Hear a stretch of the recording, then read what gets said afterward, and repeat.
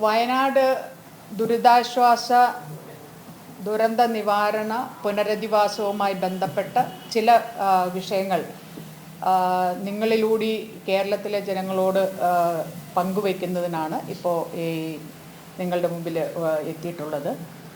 ഇതിൽ ഒരു പ്രധാനപ്പെട്ട കാര്യം,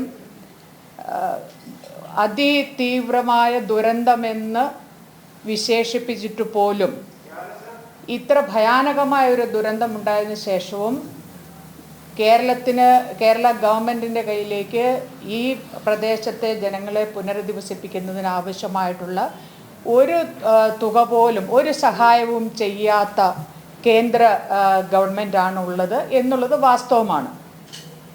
ഏറ്റവും അവസാനം വളരെയേറെ ഇടപെടലുകൾ ചെയ്യേണ്ടതെല്ലാം, ഔദ്യോഗികമായി ചെയ്യേണ്ടതെല്ലാം ഒരു സംസ്ഥാന സർക്കാർ ആ രീതിയിൽ ചെയ്യുകയും അതുപോലെ തന്നെ ജനങ്ങളും പാർട്ടികളും ഒക്കെ തന്നെ ഒരുമിച്ച് ആവശ്യപ്പെടുകയും ഒക്കെ ചെയ്തതിന് ശേഷം എല്ലാവർക്കും അറിയാം, കഴിഞ്ഞ ബജറ്റ് സമ്മേളനത്തിനിടയിൽ അതുമായി ബന്ധപ്പെട്ട അതിൻ്റെ അടുത്ത് ബജറ്റുമായി ബന്ധപ്പെട്ടല്ല, അതിനുശേഷം ഒരു 500 ചില്ലറ കോടിയുടെ ലോൺ, അതും വ്യവസ്ഥകളോടെ, മനുഷ്യസഹമായി സാധ്യമല്ലാത്ത വ്യവസ്ഥകളോടെയാണ് ആ ലോൺ കൂടി അനുവദിച്ചിരിക്കുന്നത്. ഇത്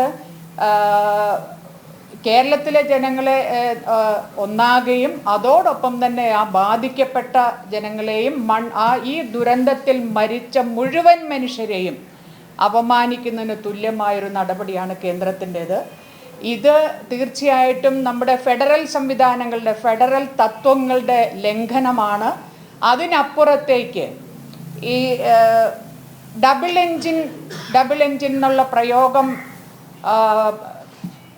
പ്രയോഗം രാജ്യത്താകമാനം പരത്തിക്കൊണ്ട് കേന്ദ്രത്തിലും സംസ്ഥാനത്തിലും ഭരിക്കുന്ന ഗവൺമെൻറ് ഒരേ പാർട്ടിയുടേതാവണമെന്ന് സൂചിപ്പിക്കുന്ന രീതിയിൽ ആ രീതിയിലുള്ള പ്രചാരണം നടത്തുന്നതിന് മുന്നിട്ട് പ്രചാരണം നടത്തിക്കൊണ്ടിരിക്കുന്നത് ഈ രാജ്യം ഭരിക്കുന്ന പ്രധാനമന്ത്രിയാണ്.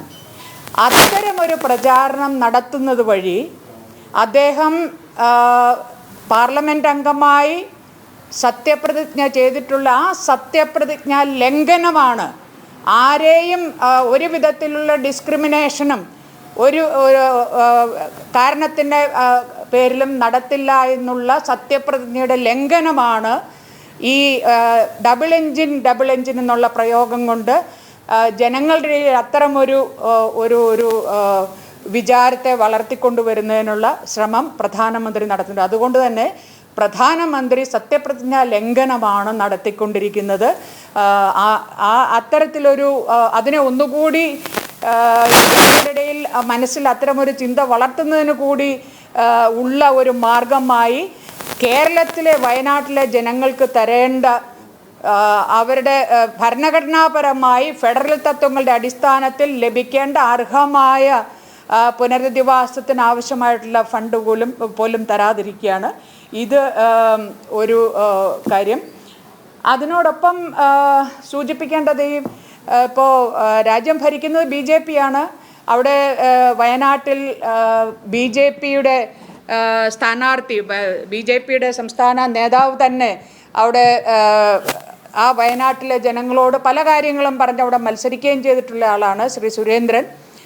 ആ വയനാട്ടിലെ വിഷയങ്ങൾ, വയനാട് ജനതയ്ക്ക് വേണ്ടി അവരെ എത്രയും വേഗത്തിൽ അവരെ സാധാരണ ജീവിതത്തിലേക്ക് മടക്കി കൊണ്ടുവരുന്നതിന് ആവശ്യമായിട്ടുള്ള സഹായങ്ങൾ കേന്ദ്രത്തിൽ നിന്ന് പിടിച്ചു വാങ്ങുന്നതിന്, അല്ലെങ്കിൽ അത് പറഞ്ഞു വാങ്ങുന്നതിനുള്ള യാതൊരു വിധത്തിലുള്ള ഒരു സമീപനവും BJPയുടെ ഭാഗത്തു നിന്ന് ഉണ്ടാകുന്നില്ല. ശ്രീ സുരേന്ദ്രൻ അക്കാര്യത്തിൽ മൗനം പാലിക്കുന്നു എന്നുള്ളത് പ്രത്യേകം. ശ്രീ സുരേന്ദ്രന് ഫെഡറൽ തത്വങ്ങളിലോ ഫെഡറൽ സംവിധാനത്തിലോ വിശ്വാസമില്ലാത്തത് കൊണ്ടാവാം BJPയും പ്രൈം മിനിസ്റ്ററും അതുതന്നെയാണല്ലോ, ആ രീതിയിലാണല്ലോ പെരുമാറുന്നത്. അതുകൊണ്ട് ഇതും നമ്മൾ കാണേണ്ടതുണ്ട്.